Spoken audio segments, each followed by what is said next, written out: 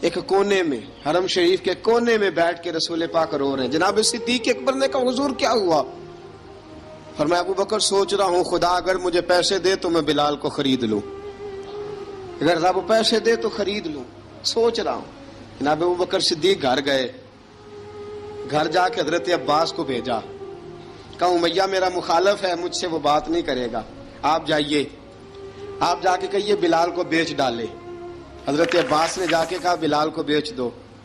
کہنے لگا میری قیمت بہت زیادہ ہے، 50 دینار کا میں نے خریدا ہے اور میں منافع لے کے بیچوں گا۔ حضرت عباس نے آ کے جناب صدیق اکبر کو بتایا تو ابو بکر صدیق فرمانے لگے چل مجھے ساتھ ہی لے جا، دیکھ لیتے۔ پہنچے، جب ابو بکر صدیق کو آتے دیکھا نا تو چڑ گیا، کہنے لگا ابو بکر اگر تو بلال کو خریدنا چاہے تو وہ جو تیرے پاس رومی غلام ہے وہ مجھے دینا پڑے گا، 2 لونڈیاں اس کے ساتھ دینی پڑیں گی، اور یہ 50 دینار کا ہے، میں تجھ سے 2000 دینار لوں گا، 50 دینار کا ہے 2000 دینار لوں گا۔ حضرت صدیق اکبر رضی اللہ تعالیٰ عنہ نے فرمایا مجھے منظور ہے، مجھے منظور ہے، منظور ہے مجھے۔ تو ابو بکر صدیق نے وہ تینوں غیر مسلم غلام لیے، 2000 دینار لیے۔ حضرت عباس نے بھی کلمہ نہیں پڑھا تھا، کہنے لگے ابو بکر تو کامیاب تاجر ہے، کیا کرنے لگے ہو؟ تو حضرت ابو بکر صدیق کہنے لگے آپ نے بھی کلمہ نہیں پڑھا، آپ کو اس سودے کا پتہ نہیں، آپ ابھی اس لذت آشنائی سے واقف نہیں، آپ نے بھی یہ ذائقہ چکھا نہیں، آپ ابھی اس راہ سے گزرے نہیں، آپ کو پتہ نہیں یہ بھی ایک ذائقہ ہے، یہ بھی ایک سودا ہے، یہ بھی ایک لذت ہے، یہ بھی ایک گہرائی ہے، یہ بھی ایک مزہ ہے، اس کا بھی آپ کو علم نہیں، آپ نے کلمہ نہیں نہ پڑھا۔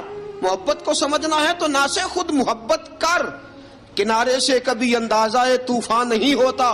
فرمایا ابھی تو راہ گزر میں ہے، کہتے مقام سے گزر، ابھی ذرا آگے چلیں گے نا، جب آپ کلمہ پڑھیں گے تو آپ کو پتہ چلے گا۔ حضرت سیدنا بلال حبشی کو لینے کے لیے صدیق اکبر پہنچے، 2000 دینار، 3 غلام پڑھے لکھے سیانے سمجھدار، جب دیے نا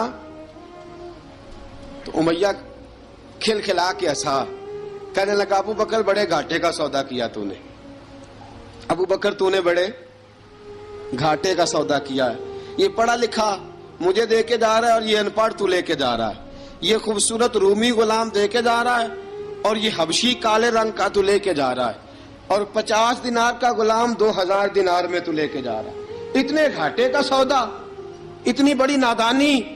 حضرت جناب سیدنا صدیق اکبر رضی اللہ تعالیٰ کہنے لگے امیہ تو کافر ہے، لیکن تو نے ابھی بھی پیسے تھوڑے مانگے ہیں، تو نے بلال کا رنگ دیکھا ہے، میں نے مصطفیٰ کے عشق کا رنگ دیکھا ہے۔ فرمایا تو ابھی اس کے رنگ میں الجھا ہوا ہے اور میں جو اس کے باطن کا حسن ہے وہاں تک پہنچ گیا ہوں۔ حضرت سیدنا بلال حبشی رضی اللہ تعالیٰ عنہ ساتھ کھڑے، ابو بکر صدیق رضی اللہ تعالیٰ عنہ نے ارشاد فرمایا اگر میں یمن کا حکمران ہوتا، یمن کا بادشاہ ہوتا، اور تو مجھے کہتا کہ بلال میں تب دوں گا جب تو مجھے یمن کی حکمرانی دے گا، فرمایا میں تجھے یمن کی حکمرانی بھی دے دیتا لیکن بلال کو ضرور خرید کے لے جاتا۔ حضرت بلال حبشی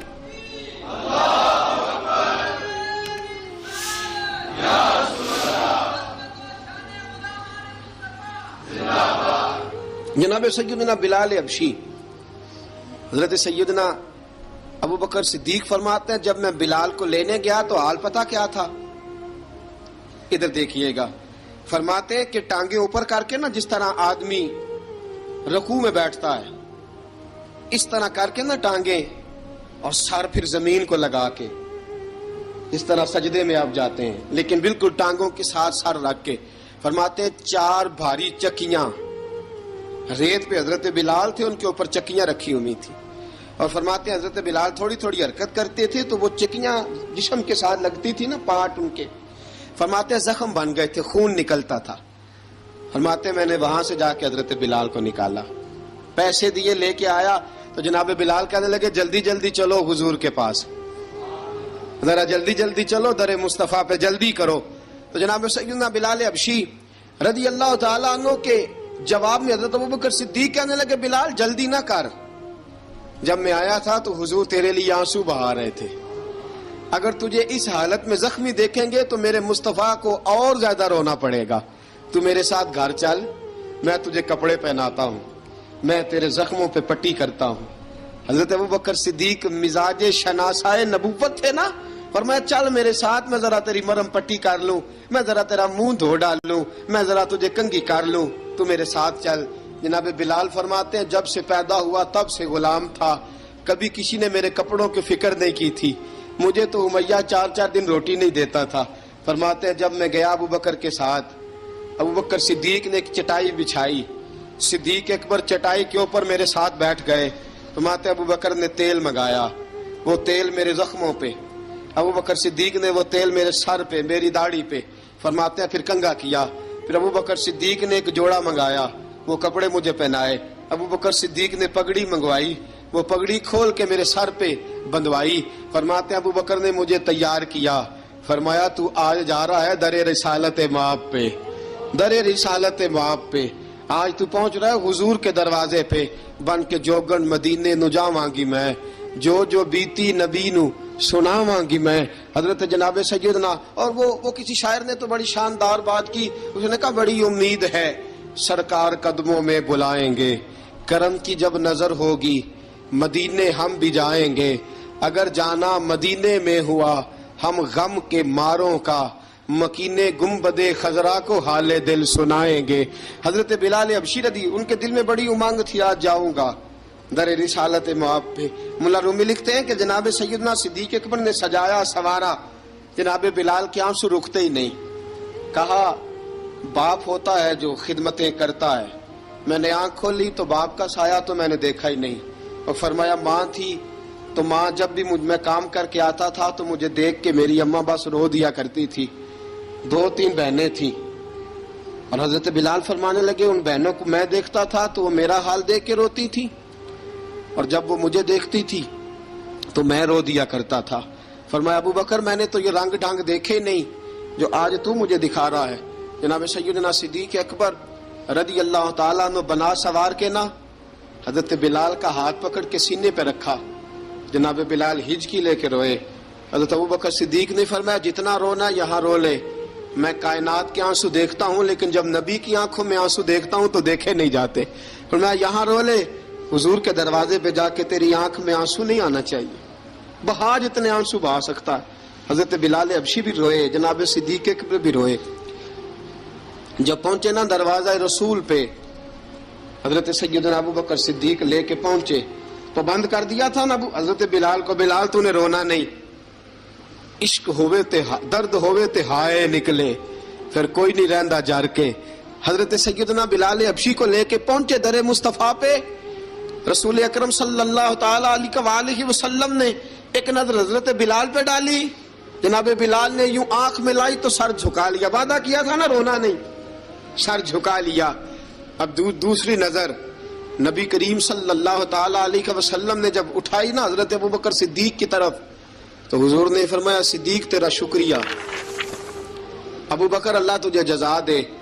جب رسول پاک کی زبان سے یہ لفظ نکلے تو جناب صدیق اکبر نے ہاتھ اٹھائے, یوں ہاتھ باندھے جب رسول پاک کے سامنے تو سب سے زیادہ آنسو ابوبکر صدیق کے اپنے نکل گئے. کہا یا رسول اللہ میں غریب بے نوا, تو امیر حرم, تو کجا من کجا. کہا حضور یہ شکریہ کے لفظ, یا رسول اللہ میں کہاں اور آپ کا شکریہ کہاں. نبی پاک صلی اللہ علیہ وسلم نے فرمایا ابوبکر کاش تو تھوڑے سے پیسے میرے بھی ملا لیتا, بلال کو خریدنے میں میرا بھی حصہ ڈال لیتا, میں چاہتا تھا. ابوبکر پھر روئے. کہا یا رسول اللہ میرے پیسے کس کے ہیں. آقا میں بھی آپ کا, یہ بھی آپ کے. جناب سیدنا بلال حبشی رضی اللہ تعالیٰ عنہ کی طرف حضور نے دیکھا تو فرمایا بلال آ یار ذرا سینے سے تو لگ جا. اب حضرت بلال دوڑے جب رسول پاک کے سینے سے لگے تو ایک جملہ میرے محبوب کی زبان سے, فرمایا بلال تو نے بڑی سختیاں برداشت کی ہیں, تجھے میرا اللہ ہی جزا عطا فرمائے گا, تو نے بڑے دکھ دیکھے ہیں. اب سیدنا بلال تڑپے, رسول پاک صلی اللہ تعالی علیہ وسلم بھی روئے. حضور نے اپنے ساتھ بٹھا لیا سیدنا بلال کو.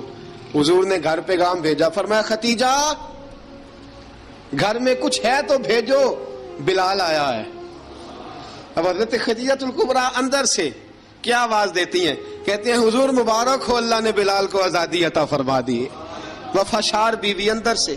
اب حضرت سیدنا زینب رضی اللہ تعالی عنہا میرے محبوب کی شہزادی چھوٹی سی عمر ہے، ایک برتن کے اندر کھجوریں لے کے آئیں، ایک برتن میں کھجوریں، اب لا کے جب کھجوریں رکھی نا تو سیدنا صدیق اکبر نے ہاتھ بڑھایا کھجوریں اٹھانے کے لیے تاکہ میں دوں، حضور نے فرمایا نہ ابو بکر، بلال پہلے دن آیا ہے، پہلے تو نے جتنی خدمت کرنی تھی تو گھر کر کے آیا، میری باری ہے۔ حضرت بلال حبشی فرماتے ہیں کائنات میں نے اتنا پیار کبھی دیکھا ہی نہیں تھا، 30 سال سے زیادہ میری عمر تھی، مجھے تو کبھی کسی نے پاس بٹھا کے کھانا کھلایا ہی نہیں۔ فرماتے ہیں رسول پاک سخت سخت کھجوریں سائیڈ پہ کرتے، اندر سے نرم کھجور نکالتے، اس کھجور سے تھوڑا سا چھلکا جدا کرتے، فرماتے ہیں پھر اس کو توڑتے، اس کے اندر سے وہ گھٹلیاں اتار کے حضور ایک سائیڈ پہ کرتے، وہ نرم کھجور رسول جب میری طرف بڑھاتے، حضرت بلال فرماتے ہیں بھوک تو بڑی تھی لیکن آج بھوک ساری بھول گئی تھی، آج مجھے یوں لگتا تھا جیسے میں زمین پہ نہیں عرش کی بلندیوں پہ بیٹھا ہوا ہوں، آج لگتا تھا کائنات کی ساری نعمتیں، ساری رحمتیں، سارا کرم، ساری عطا، سارا فضل، ساری عنایتیں میری جھولی میں گر گئی ہیں۔ فرماتے ہیں رسول پاک صلی اللہ تعالی علیہ وآلہ وسلم نے مجھے بڑے محبت سے بٹھایا، حضور علیہ السلام نے محبت سے کھلایا، دودھ پلایا، فرماتے بڑا پیار کر کے نا تو جناب سیدنا صدیق اکبر نے کہا حضور بلال کی ڈیوٹی کیا ہوگی، حضور بلال کی ڈیوٹی کیا ہوگی؟ حضرت بلال کہنے لگے حضور میں فارغ رہنے کا تو عادی نہیں، میں تو جفا کا آدمی ہوں، محنت کرنے والا، ڈیوٹی کیا ہوگی؟ رسول پاک نے فرمایا بلال یہ میرا گھر ہے، آج کے بعد میرا نہیں یہ تیرا گھر ہے۔ فرمایا میں مصروف ہوتا ہوں تبلیغ کے کاموں میں، گھر کیا لانا ہے وہ تیری ذمہ داری ہے، کہاں سے لانا ہے وہ بھی تیری ذمہ داری ہے، پیسے کہاں سے آئیں گے میں تجھے بتلاؤں گا، کہاں لگانے ہیں تجھے ایک دفعہ بتاؤں گا، پھر تو لایا کرے گا، تو ہی لگایا کرے گا۔ فرمایا میرا پرسنل سیکٹری بن کے رہے گا، تو خاص مقام تجھے دیا جائے گا۔ حضرت سیدنا بلال حبشی رضی اللہ تعالی عنہ کو رسول اکرم صلی اللہ تعالی علیہ وسلم نے اس کام پر مقرر فرما دیا۔ اب دیکھیے حضرت بلال رضی اللہ تعالی عنہ جب در مصطفیٰ صلی اللہ تعالی علیہ وسلم پر پہنچ جاتے ہیں اور پہنچنے کے بعد کیا مسئلہ ہے جی، کیوں نہیں چل رہا؟ درود پاک پڑھیے الصلاۃ والسلام علیک یا کی گل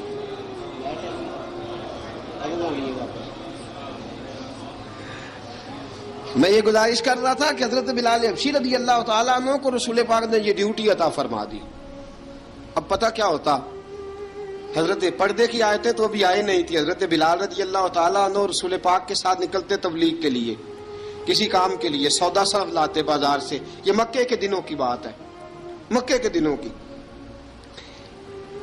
سودا سلف بازار سے لاتے۔ اب 4 بیٹیاں تھیں حضرت خدیجہ الکبریٰ کی، گھر کے کام کاج ہوتے تھے، جب ذرا فارغ ہوتے دروازے پہ دستک دیتے، حضرت خدیجہ فرماتی بلال تو آ گیا ہے، وہ دستک سے پہچانتی ہیں کہ بلال کے دستک ہے، بلال آ گیا، کہا اماں جی میں سارے کام کاج باہر کے ختم کر آیا ہوں، گھر کا کوئی کام ہے تو ذرا مجھے بتاؤ۔ آپ فرماتی گھر کے کام ہے پر میں کر رہی ہوں۔ اب حضرت بلال گلنا شروع کرتے، یہ ہے محبت۔ آج اگر ہم کہیں خادم ہو بھی نہ تو بہانے ڈھونڈتے پھرتے ہیں فارغ ہونے کے۔ حضرت بلال فرماتے آپ نے چکی پیس لی ہے، گھر میں جھاڑو دے لیا ہے، بچوں کے لیے دودھ آ گیا ہے، بکریوں کا دودھ دھو لیا گیا ہے، ایک ایک کام پوچھتے ہیں۔ حضرت خدیجہ الکبریٰ فرماتی یہ بھی ہو گیا، یہ بھی ہو گیا، چکی رہ گئی ہے پیسنے والی۔ فرماتے ذرا دروازہ کھول دو میں پیس ڈالتا ہوں۔ حضرت بلال گھر کی چکی پیستے، گھر کے کام کاج کرتے۔ ایک دن نہ دار ارقم میں رسول پاک تھے تو باہر سے کچھ شورش ہوئی، حضرت بلال حبشی کہنے لگے حضور ایک نیزہ نہیں منگوا دیتے مجھے؟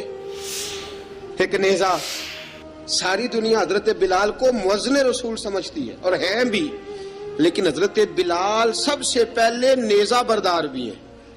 سب سے پہلے نبی پاک کی حفاظت کے لیے نیزہ جس شخص نے اٹھایا ہے، تلوار اٹھانے والے اور ہیں، جان قربان، نیزہ سب سے پہلے حضرت بلال کہا حضور ایک نیزہ نہیں منگوا دیتے؟ بلال کیا کرنا ہے؟ کہا یا رسول اللہ یہ کافر ہلکی پھلکی شرارت کرتے رہتے ہیں، ذرا میرے ہاتھ میں نیزہ ہوگا نا تو قریب کوئی نہیں آئے گا۔ یہ کرتے رہتے ہیں نا ہلکی پھلکی شرارت، باز نہیں آتے، نیزہ دے دیں گے نا تو قریب کوئی نہیں آئے گا۔ اب رسول پاک نے نیزہ دے دیا، منگوا دیا۔ اب حضرت بلال کے ہاتھ میں نیزہ ہوتا رسول پاک کے آگے آگے چلتے، آگے آگے آگے آگے نبی کریم صلی اللہ تعالی علیہ وآلہ وسلم دار ارقم میں جا کے تبلیغ کا کام شروع کرتے تو حضرت بلال دروازے پہ نیزہ لے کے کھڑے ہو جاتے. حضور نے فرمایا بلال تو ادھر کھڑا ہو گیا. یا رسول اللہ انشاءاللہ جب تک میں کھڑا ہوں اندر کوئی کافر آ نہیں سکتا، اندر کوئی نہیں آئے گا، میں محافظ بن کے کھڑا ہوں. حضرت بلال حبشی رضی اللہ تعالیٰ عنہ نے ہمیشہ، اور یہ نیزہ ہمیشہ پاس رکھا، بدر میں بھی، احد میں بھی، تبوک میں بھی، یرموک میں بھی، خندق میں بھی. جب نبی پاک نماز پڑھانے کے لیے کھڑے ہوتے تو حضرت بلال نیزہ نبی پاک کے آگے گاڑ دیتے. یہ سترا بن گیا، اب کوئی آگے سے گزرے گا تو اسے تکلیف نہیں ہوگی، گناہ نہیں ہوگا، حضور کے آگے رکھ دیتے. حضرت بلال حبشی نے مکے کے 13 سال سابقون الاولون میں سے ہیں.